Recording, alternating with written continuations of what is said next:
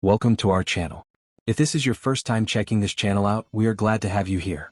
We narrate the near-death experiences of those who have died and have seen the other side. These videos are meant to bring hope to a sometimes hopeless world and show people that there is life after death. If you enjoy these videos, please consider hitting the thumbs up, subscribe and bell icons to be notified of new content. Doing so is free and it helps the channel grow. To my returning viewers, I'm glad to have you back. Today's experience was emailed anonymously. As such, there isn't a name to link to it. The person describes in their experience getting to see Jesus, who showed them two different futures.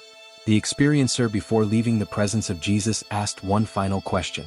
Get comfortable, grab a cup of coffee or tea, and let's dive into today's narration. I wish to share my own near-death experience, but I also want to remain anonymous because my own family turned against me when I first told them about it. They called me crazy and worse. Even my parents, whom I no longer talk to, tried to force me into counseling with the pastor of our church. How difficult is it for a true believer in God to accept that He has the power to show us things beyond this earthly plane of existence? You are welcome to use my experience on your channel. However, I do request to remain anonymous because people's reactions to hearing about a near-death experience tend to bring out the worst in them, and I don't want or need that negativity in my life. My near-death experience occurred in the early 1990s when I was a college student living in the dorms and indulging in excessive partying. After a night of drinking with friends, I got separated from the group. That particular night, I was more than just a little drunk. One moment we were all bar hopping along the university strip, and the next I began to feel extremely hot, so I excused myself and stepped outside for some fresh air. Once I regained my composure, or whatever word is appropriate, I returned to the bar but couldn't find anyone from my group. Later, I found out they thought I had left and continued on to the next bar. After wandering through the club for what must have been at least 20 minutes, I decided to head back to the dorms. This is where things started to become blurry for me. I remember stopping along the way to rest on a bus stop bench and then deciding to lie down for just a minute. I have no idea how long that minute turned into because I passed out. When I woke up, or at least I thought I had woken up, I found myself looking down at the bench. It took me a moment to realize two things. Firstly, I no longer felt intoxicated, and secondly, I was staring at my own body lying on the bench. Although this should have been incredibly unsettling, it wasn't. I felt no connection to the body I had left behind. In fact, I felt as if a newfound freedom that should have always been there had arrived. I didn't care for that body, nor did I wish to return to it. As I looked around, which I could now do effortlessly, I realized I could see in a 360-degree radius. I could also see objects and people far away as if they were right next to me. Behind me, an elevated tunnel appeared about 15 feet in the air, and somehow I knew I was meant to go through it. So I did. At first, I floated gently through the tunnel, but gradually I began to pick up speed. I cannot begin to describe the feeling that washed over me as I plunged headlong toward an unknown destination. Time seemed to cease to exist, and I'm unsure how far this tunnel took me, but I can say with certainty that I left Earth's atmosphere and traveled through space. After a while, time lost its meaning, so I can't say for sure how long it was, but I began to see a light in the distance. The light grew larger as I approached it. I know many people speak of the love they feel when they reach the light, and the same happened to me.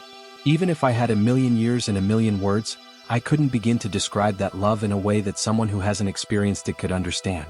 It was like being embraced by the entire universe in one enormous hug that filled every fiber of my being. While basking in the overwhelming feeling of love, I saw a man walking toward me. He wore a white robe and had the most beautiful smile. As he reached me, I heard him speaking to me without speaking, as if the words were just inside my head. I could hear them even though his mouth never moved. "I have been waiting for you, my child," he said. In the same telepathic manner I asked, "You have?" He replied, "Yes, I have. And since you're going to ask, Jesus is the name you know me by, although I am called by many names. You have been chosen to meet me here and now because you have reached a crucial time in your life. Your future will be determined by choices you will soon make." "What choices are those?" I asked. "You are at a crossroads. I will show you two possible futures. But ultimately, the path you take remains within the boundaries of your own free will to choose."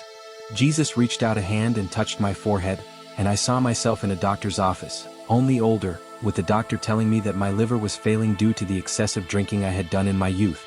Then Jesus showed me my second future. In it, I was about the same age as in the first future, but I was working as a social worker, counseling at-risk youth and making a difference in my community. I appeared healthier and happier. When Jesus removed his hand, I asked him, "Many people drink, so why am I chosen to see these possible outcomes? What makes me special?" Jesus replied, Every puzzle contains many pieces that must fit together in a specific order before the final picture reveals itself. This has always been the case since the beginning. Just look to the stars and realize all the pieces that had to come together for life to even exist on Earth. If even one were out of place, the entire picture would change. I cannot say why you are such an important piece, but I do know that you were chosen to be shown. Now, return to Earth and become the piece you were intended to be. I turned to face the tunnel, but before I began my journey back to Earth, I had one final question to ask. Jesus, all my life I have heard that you are coming back. Can you tell me when that will be? Only my Father knows that answer, my child, Jesus replied. My journey back through the tunnel mirrored the one I had taken to reach the light.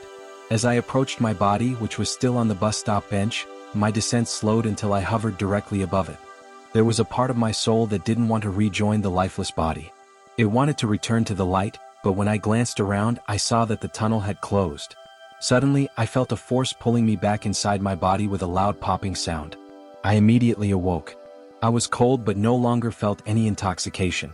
I got up, walked back to my dorm room, and went to sleep while wondering if I had dreamt of meeting Jesus or if I had truly gone somewhere. Over the next several weeks, I mustered enough courage to share my experience with my parents. Unfortunately, it turned out to be the biggest mistake of my life. They assumed I was either crazy or on drugs. They even involved my church pastor, who told me I had Satan inside me for such blasphemy. My life changed. As I mentioned before, I stopped talking to my parents and I quit drinking. My grades improved once I eliminated partying, even though it meant losing quite a few friends. It seemed that people only wanted to be around those who shared the same thought process. Eventually, I graduated and moved to a major US city, where I now work as a social worker helping at-risk youth, just as I was shown in my vision. I still don't fully understand where or how I fit into the puzzle of life, but I firmly believe that I am part of a glorious picture. Every day, I strive to do my best to make a positive impact on these kids' lives. Perhaps one of them is the reason I was chosen to see my future. Only time will reveal the truth. That does it for today's experience. You all know the drill. Let us know what you thought in the comment section below. Until next time, stay safe and continue to be blessed.